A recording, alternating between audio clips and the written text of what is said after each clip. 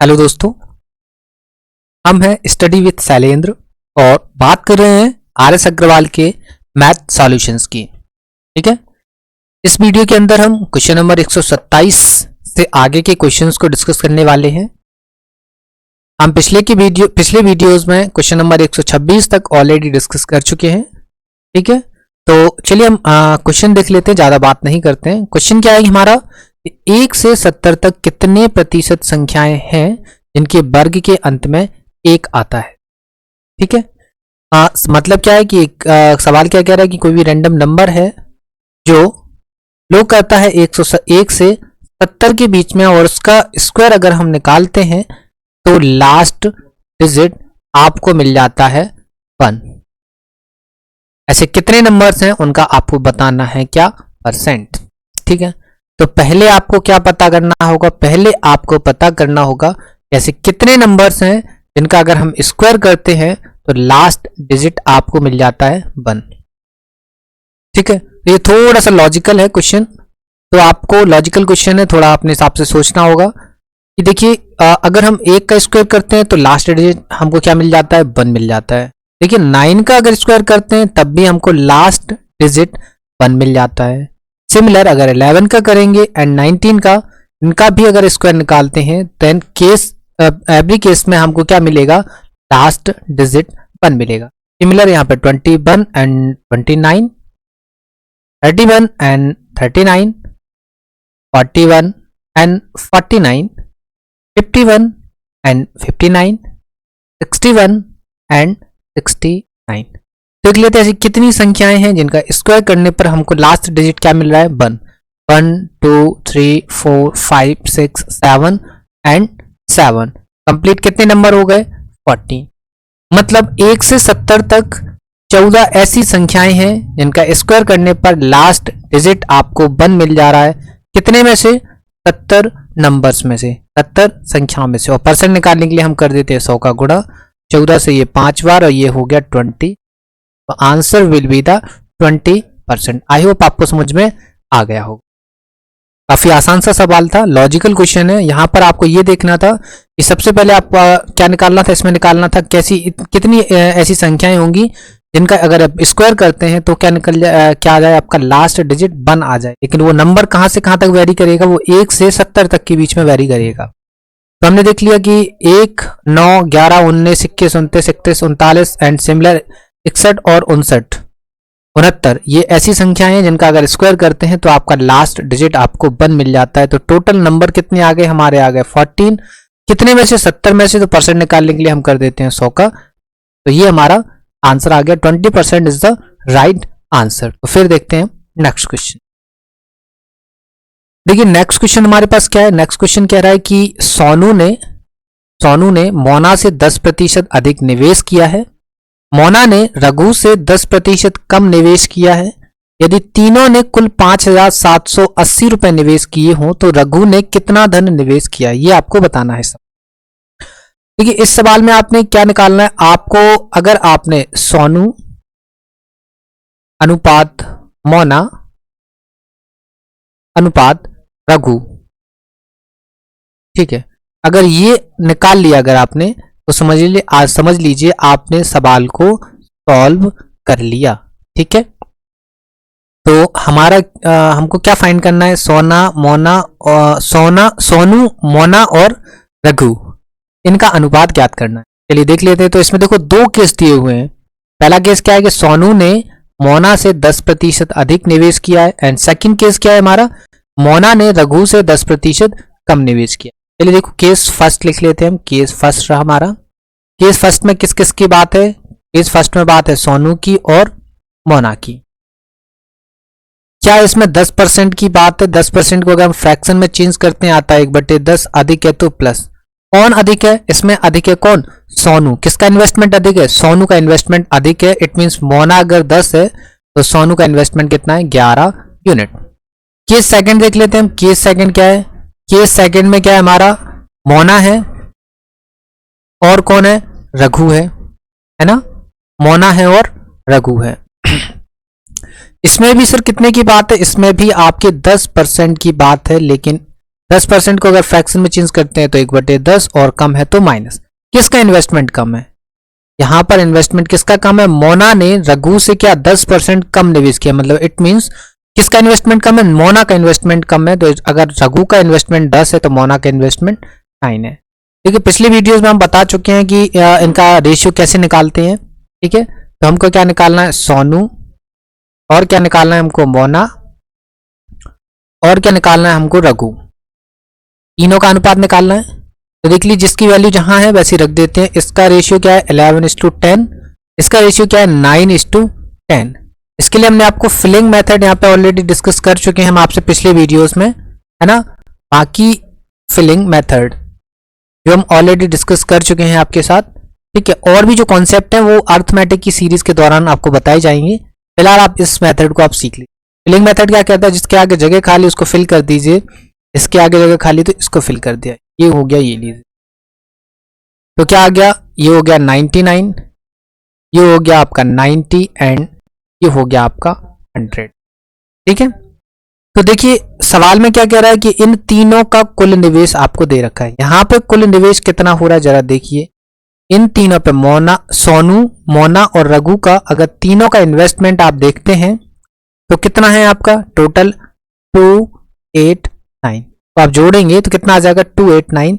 It means 289 unit की जो value है वो कितनी है आपकी? 5780। तो आपको निकालना क्या है? आपको निकालना है रघु का निवेश। रघु का निवेश कितना है? 100 यूनिट। सो 100 यूनिट इज तो 100 यूनिट की जो वैल्यू होगी वो क्या होगी? 5780 अपॉन 289 एंड मल्टीप्लाई 100। ठीक है, तो आप इसको काटेंगे तो ये कितनी बार कट जाएगा? ये हो जाएगा आपका 20 टाइम्स कट जाएगा। ठीक है, तो तो 100 यूनिट की वैल्यू कितनी हो जाएगी? 100 यूनिट की वैल्यू हो जाएगी आपकी 20 इंटू 100।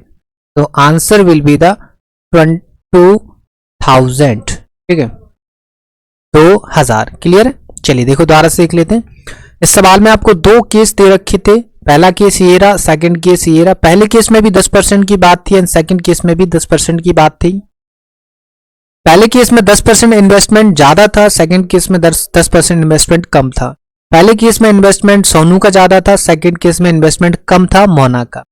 हमने इन दोनों केसेस को मिलाकर एक फाइनल केस निकाला जिसमें सोनू, मोना और रघु का अनुपात निकाला। किसका? इन्वेस्टमेंट का। इसके बाद हमने यहां पर देखा कि हमारा टोटल कंप्लीट इन्वेस्टमेंट कितना हो रहा है?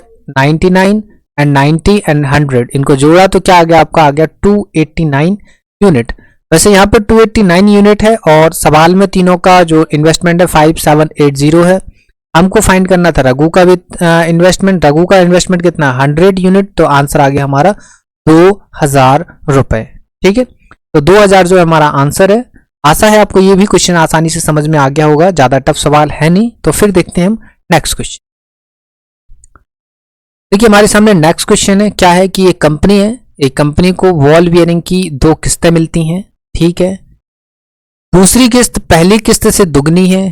ठीक है, पहली किस्त में 1% बॉल बियरिंग खराब थी, दूसरी किस्त में 4.5% खराब थी। यदि कुल 100 बॉल बियरिंग खराब थी तो पहली किस्त में कितनी बॉल बियरिंग थी? चलिए देख लेते हैं। देखिए ये मान ली हमने फर्स्ट इंस्टॉलमेंट, ये लिख लिया हमने फर्स्ट इंस्टॉलमेंट। ठीक है, पहली किस्त हो गई हमारी और ये हो गई हमारी सेकंड। ठीक है, ये हो गई हमारी सेकंड। अब क्या बोल रहा है कि वो बोल रहा है कि बॉल बियरिंग की 2 किस्तें हैं। पहली किस्त जो है वो दूसरी किस्त से क्या है? सॉरी, क्या है कि दूसरी किस्त जो है वो पहली किस्त से दोगुनी है। दूसरी किस्त जो है वो पहली किस्त से क्या है? दोगुनी है। मतलब अगर पहली किस्त में 100 बॉल बियरिंग है तो दूसरी किस्त में कितनी बॉल बियरिंग है? 200। हमने 100 और 200 इसलिए माना था कि हमारी कैलकुलेशन आसान हो जाए, है ना। आप 1:2 भी मान सकते हैं, कोई इश्यू नहीं है ना। तो देखिए क्या बोला था, दूसरी किस्त पहली किस्त से दोगुनी है। तो हमने पहली किस्त 100 मानी तो दूसरी किस्त मान ली 200। अब पहली किस्त में कितनी बॉल बियरिंग खराब है? 1% है। तो कितनी खराब हुई? हमारी खराब हुई 1 यूनिट, है ना। कितनी खराब हुई? 1 यूनिट। सेकंड केस में हमारी कितनी बॉल बियरिंग खराब है? हमारी खराब है 4.5%। कितनी खराब है? 4.5%। तो 200 का 4.5% निकालेंगे तो कितना आ जाएगा? 9। मतलब अगर हम यहां देखें तो टोटल टोटल टोटल खराब बॉल बियरिंग, टोटल खराब बॉल बियरिंग हमारी कितनी है? बॉल बियरिंग कितनी है आपकी? 9 और 1 10। कितनी बॉल बियरिंग खराब है? 10। सवाल में कितनी खराब है? सवाल में खराब है 100। इट मींस एक यूनिट की वैल्यू कितनी आप निकाल पा रहे हैं? एक यूनिट की वैल्यू निकाल पा रहे हैं आप कितनी? बताना क्या है आपको? बताना पहली किस्त में कितनी बॉल बियरिंग थी? पहली किस्त में कितनी बॉल बियरिंग मानी थी आपने?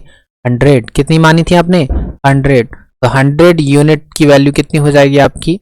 100 यूनिट की वैल्यू हो जाएगी 10 इंटू 100। कितनी हो जाएगी? 10 इंटू 100। तो आपका आंसर कितना हो जाएगा? आंसर हो जाएगा आपका 1000। आंसर कितना हो जाएगा आपका? हो जाएगा 1000। तो टोटल पहली किस्त में कितनी बॉल बियरिंग थी? बॉल बियरिंग थी आपकी 1000। ठीक है, काफी आसान सा सवाल है। क्या था कि हम दूसरी किस्त जो है वो पहली किस्त से दोगुनी थी, तो हमने पहली किस्त 100 मानी तो दूसरी 200 हो गई। पहली में 1% खराब थी, मतलब एक बॉल बियरिंग खराब थी। दूसरी में 4.5% खराब थी, इट मीन 9 खराब थी। तो टोटल हमारे हिसाब से कितनी खराब हो रही है? 10 यूनिट बॉल बियरिंग खराब हो रही है। और सवाल में कितनी खराब हो रही है? 100 बॉल बियरिंग खराब हो रही है। आपको निकालना था पहली किस्त में बॉल बियरिंग की संख्या, तो 100 यूनिट की वैल्यू आ गई आपकी 1000। आशा ये क्वेश्चन भी आपको समझ में आ गया होगा। तो फिर देखते हैं हम नेक्स्ट क्वेश्चन। देखिए क्वेश्चन नंबर 130 हमारे पास क्या है? क्वेश्चन नंबर 130 है कि एक परीक्षा है, एक परीक्षा में टोटल 150 प्रश्न है। टोटल 150 प्रश्न दिए गए हैं, प्रत्येक प्रश्न का 1 अंक है। और आगे दिया है कि मीनल ने प्रथम 75 प्रश्नों में से 80% प्रश्नों को सही कर दिया है या सही उत्तर दे दिया है। कुल 60% अंक प्राप्त करने हेतु उसे शेष प्रश्नों में से कितने प्रश्नों को सही करना होगा? देखिए यहां पे क्वेश्चन पूछा है कितने प्रश्नों को सही करना होगा। ठीक है, एक्चुअली में ये जो क्वेश्चन पेपर में आता है वो उसमें आपसे ये भी पूछ सकता है कि कितने प्रतिशत जो सब प्रश्न है जो सही करने होंगे। ठीक है, सही करने होंगे। इस टाइप से सवाल भी आपसे पूछा जा सकता है।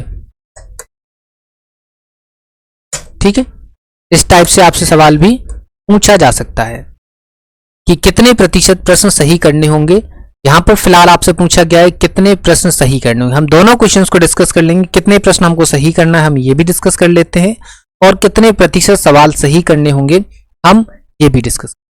देखिए 2 पोर्शन है, पहला पोर्शन ये रहा पेपर का और सेकंड पोर्शन ये रहा। टोटल जो प्रश्न है वो कितने हैं आपके? टोटल प्रश्न है आपके 150, जिसमें से पहले पोर्शन में उसने दे रखा है कि पहले पोर्शन में कितने 75 प्रश्न है। तो बच्चे प्रश्न किसने? सेकंड पोर्शन में चले जाएंगे। कितने बच्चे? 75 बच्चे। हम यहां मान लेते हैं कि यहां दिया है कि प्रत्येक प्रश्न कितने का? 1 नंबर का है। तो टोटल जो पूर्णांक है वो भी कितने का हो जाना है? टोटल पूर्णांक भी कितने का हो जाएगा? आपका हो जाएगा 150 हो जाएगा, जिसमें से आपको लाना कितना है? लाना है आपको 60%। मतलब कितने लाना है? 60% देख लेते हैं। 60%, 0 से 2 0, 15 चक्की 90। मतलब आपको कितने टोटल दोनों पोर्शन में 150 में से कितने क्वेश्चन सही करना है? 90 क्वेश्चन आपको सही कर देंगे तो आपके कितने हो जाएंगे? 60% बन जाएंगे। ठीक है, क्या था कि सवाल में 150 क्वेश्चन है, पहले पोर्शन में 75 क्वेश्चन है, सेकंड पोर्शन में भी आपके बचे कितने? 75 क्वेश्चन बचे हुए हैं आपके। ठीक है, जिसमें से उसने बोला है कि बनाना है आपको कितनी? 150%, सॉरी 60%। अगर आपको 60% बनाना है तो कितने क्वेश्चन सही करने होंगे? टोटल 150 में से सही करने होंगे 90।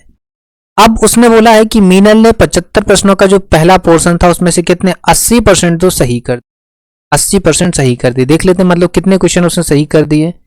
75 का हम निकालते हैं 80% निकालते हैं। देखिए 25 × 75 और 25 चौके 100, 25 × 75, 25 चौके 100 और 4 से ये कट गया कितना 20 बार, 4 से कितनी बार कट गया 20 बार, मतलब कितने आ गए 60 क्वेश्चन। मतलब पहले पोर्शन में वो कितने क्वेश्चन सही कर चुका है, पहले पोर्शन में वो 60 क्वेश्चन सही कर चुका है। ठीक है, पहले पोर्शन में कितने क्वेश्चन सही कर चुका है, वो 60 क्वेश्चन सही कर चुका है। अब आपको सही करना है 90 क्वेश्चन, तब जाके आपके 60% बनना है। आप 60 क्वेश्चन सही कर चुके हैं, तो बचे कितने 30 क्वेश्चन। मतलब हम बोल सकते हैं अगर इस सवाल का उत्तर देना हो तो हम क्या बोलेंगे कि 30 ऐसे प्रश्न होंगे, 30 ऐसे प्रश्न होंगे जिनको अगर हम सही कर देते हैं सेकंड पोर्शन में तो हमारी बन जाती है कितनी 60%। ठीक है, तो पहले जो सवाल में दिया है उसका आंसर तो हमारा आ गया। अब हम सेकंड क्वेश्चन की बात कर ले। सेकंड क्वेश्चन हमने क्या बोला कि पेपर में इस क्वेश्चन में ये भी पूछा जा सकता है कि कितने प्रतिशत प्रश्न सही करने होंगे दूसरे पोर्शन में तब आपकी 60% बन जाए। तो कितने करने होंगे, अगर आपको परसेंटेज निकालना है, सही प्रश्नों की परसेंटेज निकालना है, सही प्रश्न अगर आपको निकालना है प्रतिशत, सही प्रश्न प्रतिशत निकालना है तो कितने प्रश्न सही करना है 30 प्रश्न सही करना है। लेकिन कितने में से करना है 75 में से करना है। और परसेंट निकालने के लिए आप क्या कर देते हैं, कर देते हैं आप 100 का मल्टीप्लाई। ये देखो 25 से 3 बार कट जाएगा और ये 25 से 4 बार कट जाएगा और 3 से ये कट जाएगा आपका कितनी बार 10 बार। मतलब आपको कितने परसेंट सही करना होगा 40%। कितना सही करना होगा 40% क्वेश्चंस को सही करना होगा किसमें सेकंड पोर्शन में। तो आपकी कितनी बन जाएगी 60%। तो दोनों क्वेश्चंस के आपको जवाब दे दिए हमने। पहले का जो सवाल था उसका आंसर दे दिया और सेकंड हमने जो वेरिएशन आता है सवाल में अक्सर वो भी बता दिया। क्या बताया था कि सवाल में पूछा था कि शेष प्रश्नों में से कितने प्रश्न सही शेष प्रश्नों की में से कितने प्रश्नों के सही उत्तर देना होगा तब जाके आपका कितना 60% बन जाए। तो हमने बोला कि 30 क्वेश्चन हमको सेकंड पोर्शन में सही करना होगा तो हमारी क्या 60% बन जाएगी। अगर वो बोलता परसेंटेज तो हम बोलते कि 40% क्वेश्चन आपको सेकंड पोर्शन में सही करने होंगे तब जाकर आपकी 60% बन जाएगी। ठीक है, आसान सा सवाल था। इस क्वेश्चन को भी आप चाहते तो मिनिमम कॉन्सेप्ट से भी लगा सकते हैं। ये क्वेश्चन भी मिनिमम कॉन्सेप्ट से, देखो मिनिमम कॉन्सेप्ट से लगभग काफी सारे क्वेश्चंस लग जाते हैं। मिनिमम कॉन्सेप्ट में भी काफी सारे वेरिएशंस होते हैं, मिनिमम कॉन्सेप्ट लगा सकते हैं आप। इसके अलावा आप एलिगेशन से भी इसको लगाना चाहे तो एलिगेशन से भी लग जाता है ना। एलिगेशन के अलावा हमने बेसिक तो इसमें यूज कर ही लिया है तो बेसिक से आपने लगा ही लिया। ठीक है, बेसिक में भी 2-3 तरीके से फॉर्मेट यूज किए जा सकते हैं। ठीक है, तो आप बेसिक में जो फॉर्मेट है वो आप अर्थमेटिक की जब सीरीज हम पढ़ेंगे उस दौरान आपके साथ डिस्कस करें। आशा है ये क्वेश्चन भी आपको आसानी से समझ में आ गया होगा। बहुत ही आसान से सवाल है, बेसिक सवाल है। फिर देखते हैं हम नेक्स्ट क्वेश्चन। देखिए हमारे पास लास्ट क्वेश्चन है इस वीडियो का 131। क्वेश्चन क्या है कि किसी जनपद की जनसंख्या है 8500, इसमें प्रथम वर्ष में 20% वृद्धि हो तथा द्वितीय वर्ष में 25% वृद्धि हो तो 2 वर्ष के बाद इसकी जनसंख्या क्या होगी। ठीक है, देख लेते हैं क्या हो रहा है कि प्रथम वर्ष में कितनी बढ़ रही है 20%, दूसरी वर्ष में कितनी बढ़ रही है 25%। क्या हो रहा है इसमें कि जनसंख्या है, जनसंख्या के ऊपर जनसंख्या बढ़ रही है। अगर जनसंख्या के ऊपर जनसंख्या बढ़ती है तो क्या लगा सकते हैं हम, लगा सकते हैं क्या सस्टेन कॉन्सेप्ट। क्या लगा सकते हैं हम सस्टेन कॉन्सेप्ट। ठीक है, लेकिन सस्टेन कॉन्सेप्ट नहीं लगाना, बेसिक से भी आसानी से लग जाएगा। लिख लीजिए क्या है कि आपकी 8500 जनसंख्या है, ये लिख लीजिए हमने 8500 जनसंख्या है। पहली साल बढ़ी कितनी 20%, पहली साल बढ़ी 20% मतलब हो गई 120%। अगली साल बढ़ी 25%, ये लो हमने बढ़ा दिया 125 हो गया। ठीक है, दूसरी साल हो गई। अब आपकी कितनी जनसंख्या निकल रही, काट लीजिए इसको। देखो 2 जीरो से 2 जीरो कट गए है ना, इसको और काटेंगे तो काट लीजिए 25 पंचे 125, 25 चौके 100, 4 से ये कितनी बार कट जाएगा 30 बार। ठीक है, तो क्या हो जाएगा आपका 85 इंटू 30 इंटू 5, इसका आप मल्टीप्लाई करेंगे तो आपका आ जाएगा कितना 12750। 12750 जो है वो हमारा आंसर है। क्लियर है। क्या था कि आपको क्या करना था, 8500 आपकी जनसंख्या थी, 8500 आपकी क्या थी, जनसंख्या थी, जिसमें आपने क्या किया, पहली साल बढ़ाया उसने आपने 20%, ठीक है। अगली साल बढ़ाया आपने कितना, 30%, सॉरी 25%, अगली साल कितना बढ़ाया आपने, 25%, तो कितना कर दिया आपने, 125। हमने इसको सॉल्व किया तो हमारा आ गया 12,750। काफी आसान सा सवाल है, बेसिक सवाल है ये, ठीक है। ये बेसिक सवालों में आपको अगर ज़्यादा डिस्क्राइब करेंगे तो वीडियो हमारा लेंदी हो जाएगा, हमें वीडियो को ज़्यादा लेंदी नहीं बनाना है ना। तो आशा है आज इस वीडियो के जो 5 क्वेश्चंस हमने इस वीडियो में डिस्कस करे हैं वो पांचों के पांचों क्वेश्चंस आपको समझ में आ गए होंगे, ठीक है। हम जो है लगभग 500 सब्सक्राइबर के नियरेस्ट पहुंचने वाले हैं, ठीक है। आधी जर्नी हम तय कर चुके हैं। अगर आपको अर्थमेटिक की सीरीज चाहिए है, आप चाहते हैं कि हम आपको अर्थमेटिक की बिल्कुल बेसिक से लेकर एडवांस तक की सीरीज लेकर आए, एसएससी के लिए, स्टेट पुलिस के लिए, या जो वनडे एग्जाम्स हैं जो जैसे कि रेलवे है, इन सब के लिए अगर आपको चाहिए तो आप 500 सब्सक्राइबर और इंक्रीज करवाइए। इट मीन्स 1 के सब्सक्राइबर अगर आप करते हैं, सपोर्ट करते हैं, तो हम आपके लिए अर्थमेटिक की सीरीज लेकर आएंगे। इट मीन्स हम आपको इस अर्थमेटिक सीरीज में वो कंटेंट प्रोवाइड करवाएंगे जो आपको पेड क्लासेस में प्रोवाइड करवाया जाता है। ऐसा कंटेंट आपको इस अर्थमेटिक की सीरीज के अंदर मिलेगा। इसके साथ एक और अनाउंसमेंट है आपके लिए कि जो हमारे दोस्त भाई यूपी टेट और सुपर टेट की तैयारी कर रहे हैं, उनके लिए भी हम क्लासेस लेकर आने वाले हैं। बहुत ही जल्द उनके लिए भी हम क्लासेस लेकर आने वाले हैं। तो वो भी जितने ज़्यादा से ज़्यादा लोग हमसे टेट और सुपर टेट वाले जुड़ सकते हैं वो जुड़ जाइए, ताकि आपको हम अच्छे से अच्छा, बेहतर से बेहतर कंटेंट प्रोवाइड करवा पाएँ। यकीन मानिए आपको ऐसा कंटेंट मिलेगा इस चैनल पर अगर जो आप काफ़ी सारा पैसा खर्च करके पेड क्लासेस लेकर आपको जो कंटेंट मिलता है वो हम यहाँ पर आपको फ्री ऑफ कॉस्ट प्रोवाइड करवाने वाले हैं। फ्री ऑफ कॉस्ट कंटेंट आपको प्रोवाइड करवाने वाले हैं, ठीक है। तो आशा है ये वाला वीडियो आपको समझ में आया होगा। इस वीडियो के अंदर जितने भी क्वेश्चंस डिस्कस करिए वो सभी क्वेश्चंस आपको समझ में आए होंगे। तो फिर मिलते हैं आपसे नेक्स्ट वीडियो में, तब तक के लिए धन्यवाद।